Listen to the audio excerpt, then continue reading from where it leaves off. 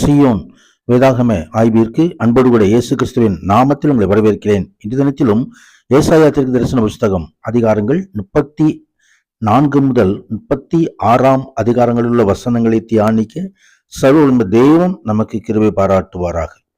34வது அதிகாரத்திலே சகல ஜாதிகளின் மேலும் கர்த்தருடைய நியாய தீர்ப்பு கடந்து வருவதை குறித்து நாம் பார்க்கிறோம். கடைசி காலங்களில் பயங்கரமான நியாய தீர்ப்பு எல்லா தேசங்கள் மேலும் விழுவதை குறித்து இந்த வசனங்கள் குறிப்பிட்டு சொல்லுகிறது.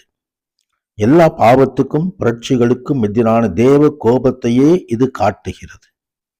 இந்த நியாய தீர்ப்பின் போது பரலோகத்திலும் சலனங்கள் ஏற்படும் என்று சொல்லி மத்தேயு 24 அதிகாரம் வெளிப்படுத்தின விசேஷம் 6வது அதிகாரத்திலே நாம் காண முடியும்.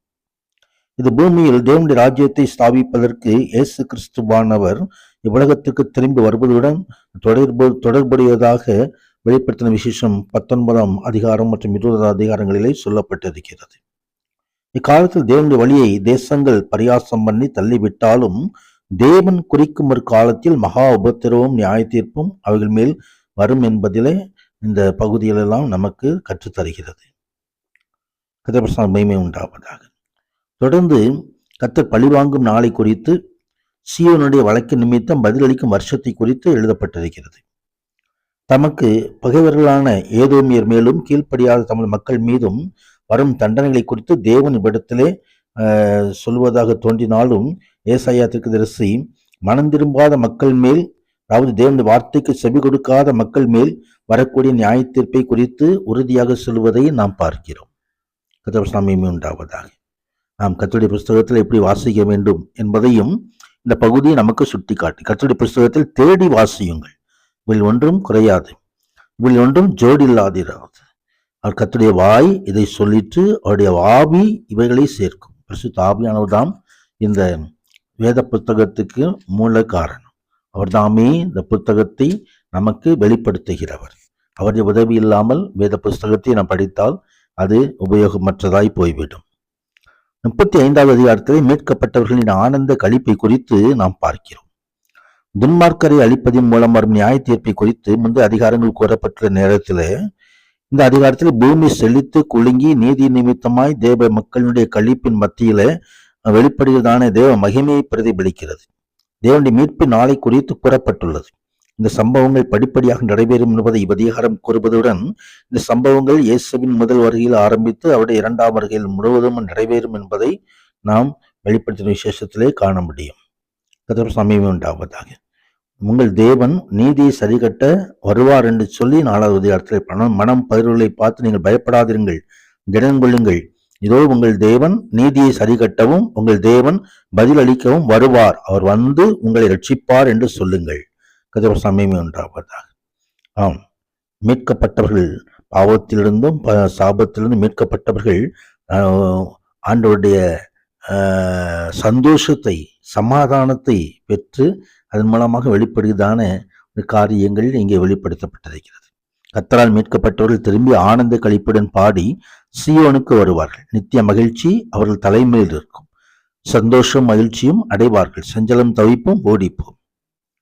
கதப்சாமி உண்டாகும். தொடர்ந்து 36வது அதிகாரத்திலே சனகரிப் எருசலேமை பயமுறுத்தியதான காரியத்தை குறித்து நாம் பார்க்கிறோம்.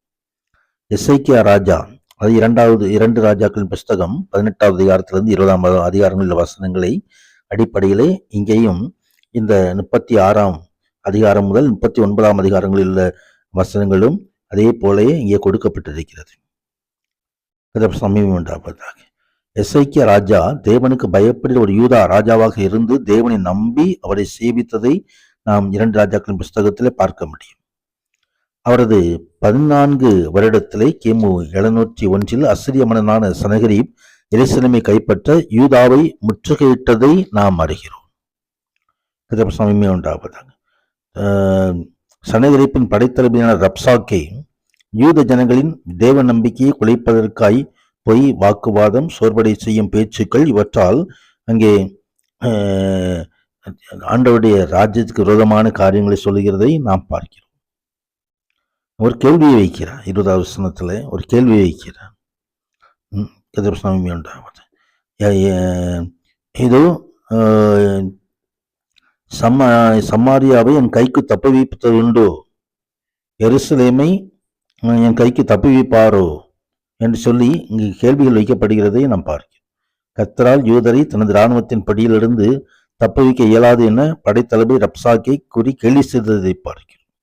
அப்படி விடுதலை கிடைக்க வேண்டுமானால் ஒரு அற்புதம் நிகழ வேண்டும், அதற்கு இது சாதகமான நேரமில்லை என்று அவர் நினைத்தான். சாத்தான் இக்காலத்திலும் அப்படித்தான் தந்திரமாய் இப்படி பல காரியங்களை செய்து கொண்டிருக்கிறான். ஆனாலும் ஆண்டவருடைய வல்லமை எல்லாவற்றையும் மேற்கொண்டு போகும். ரப்சாக்கையும் இராணுவத்தையும் அங்கே ஆண்டவராகிய தேவன் தோற்கடித்தார். சமீபம் உண்டாவதாக. ஆதி தேவன் நம்மோடு இருக்கிறார், நம்மையும் பலப்படுத்துவார். நமக்கு எதிரான காரியங்கள், சத்துடைய காரியங்கள் எல்லாவற்றிலும் நமக்கு ஜெயம் தந்து நடத்துவார். கர்த்தருடைய பிள்ளைகள் ஆசீர்வதிக்கப்படுவார்களாக. ஆமேன், ஆமேன்.